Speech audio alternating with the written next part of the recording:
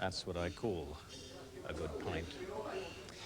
But I'm not talking about the quality of the beer. I'm talking about it being a good, full pint measure. Of course, when it's poured out into a glass, all of us can tell just what we're getting. But spare a thought for the poor publican. He gets his beer delivered in metal barrels, and he has to take it on trust that he's not been shortchanged. Well, this set one of the locals thinking. He just finished 20 years in the Navy, submarine service. And he thought that if you could use sonar to measure the level of the seabed, maybe you could use a similar principle to measure the level of beer in metal barrels. Thanks a lot. Okay, Eric. So tell us how it works, then. Well, I've got one with me. Oh, you just happened to have brought it along. I have indeed. If I put the probe against the outside of the glass and move it slowly upwards, when it reaches the level of the surface of the beer, the needle on the meter drops.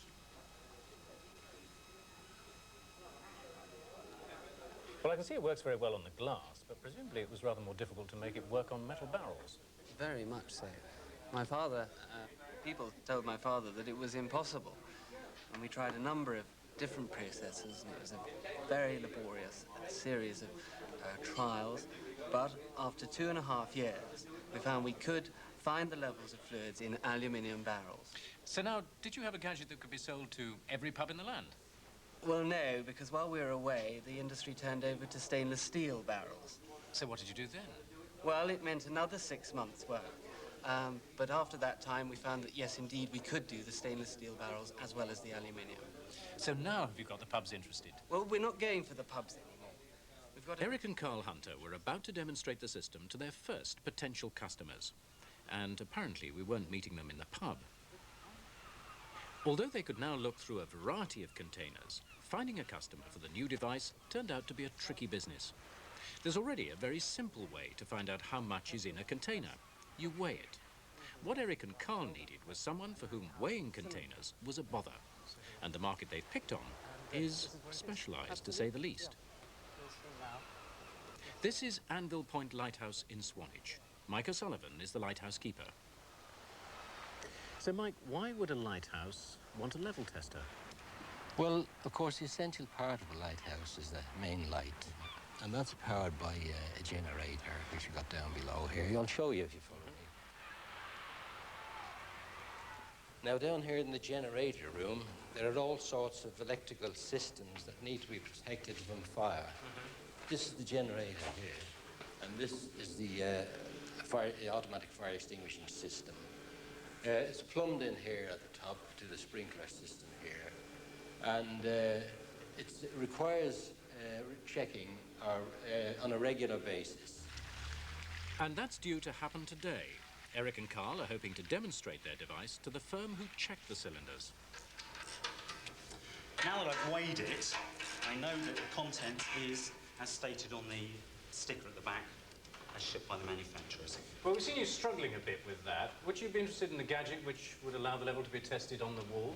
Certainly, provided that it's accurate. On some stations, we have 7 or 8 cylinders, and it's an all-day task taking them down and weighing them. Well, Carl, I think it's about time that you and Eric showed off your wizardry. Quite. If you just switch the machine on. I now go above the level. Yes. Go below the level. Below the level. Slide the sensor gently upwards. That's the level. And there it is. So you see, Mr. Newman, you've, by weight, found the correct amount of fluid in the cylinder. I'm now telling you where the level is. And from now on, what your engineers will do is to check that data mark, and as long as it's correct to that mark, you don't have to weigh those cylinders again. So what happens next? You can't build a business, I would take it, just checking fire extinguishers in lighthouses. No, but I think we'll consolidate now within the fire protection industry, which has enormous applications for the unit. In fact, I think it's one of those products which is just waiting for the applications to become known to us. Take metal, heated abilities, so spacewalks could be taken with poise and a greater fluidity of movement. Judith? Will science be the most important ingredient in the food of the future? Well, scientists say it could bring us fresh food that'll keep for months, cakes and chocolates with no calories, and even meals which are adapted to suit your individual genetic makeup. The predictions are that by 2020 we'll be in an age of designer food.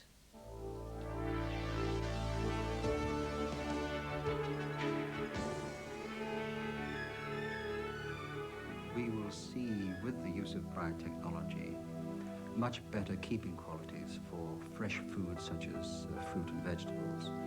These things can be programmed so that they don't rot and they will just keep in the natural state for much longer. American researchers already know which enzyme makes tomatoes go soft.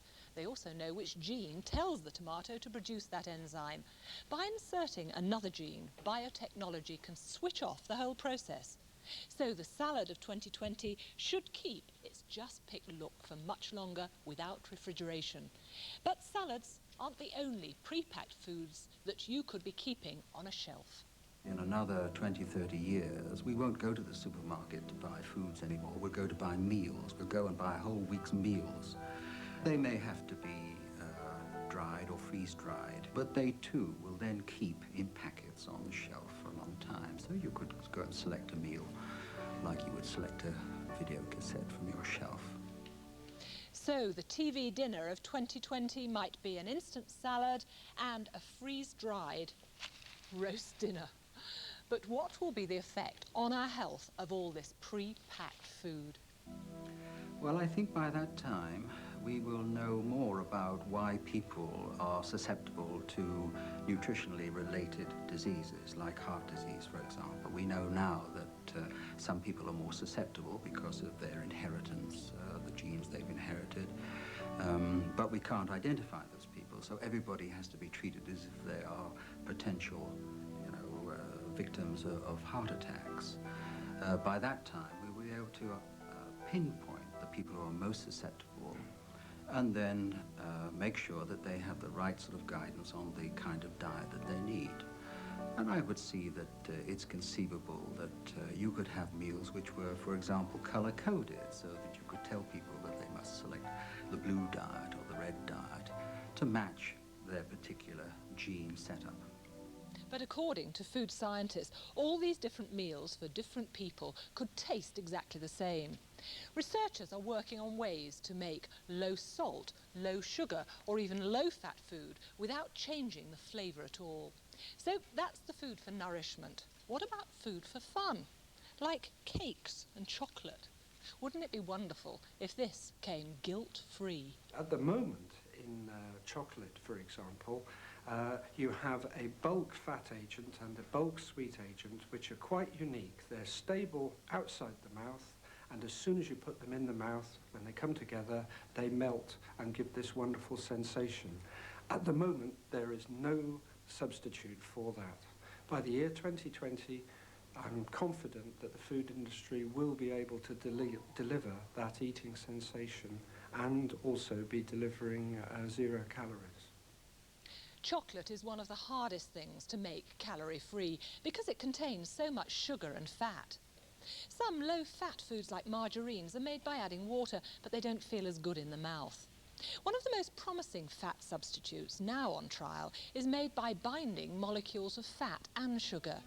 This makes a substance which feels just like the original fat, but which can't be broken down in our bodies, so it passes straight through. Effectively, it's a 0-calorie fat. So for those who want, the future could be a time of gorging on unlimited fat-free food. And other treats are being offered. Some scientists are now investigating how the substances in everyday food affect our mood. By 2020, they say it will be possible to make snacks with ingredients to lift your spirits, calm you down, or improve your performance. The concept of snacking, I think, will be probably more target-directed than it is at the moment. So people will be aware that they want a shot of pleasure, perhaps. They will be aware that they are perhaps not feeling as suitable for the task that they're about to do, whether it be to run 100 yards, play a game of tennis, take an exam. And I suspect that these the work that we're starting off at the moment, which will look at the effects that food has on behaviour and on mood, that work will be completed and people will be able to eat, to function more as they wish to during the day. By 2020, if these predictions are right, the technology will be there to make foods which pamper our cravings, look after our health, even orchestrate our feelings.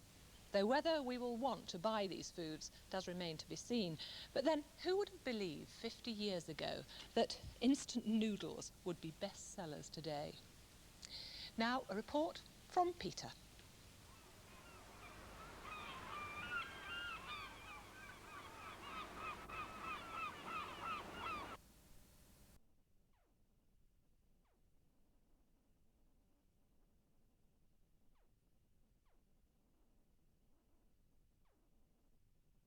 Seek capacity elsewhere.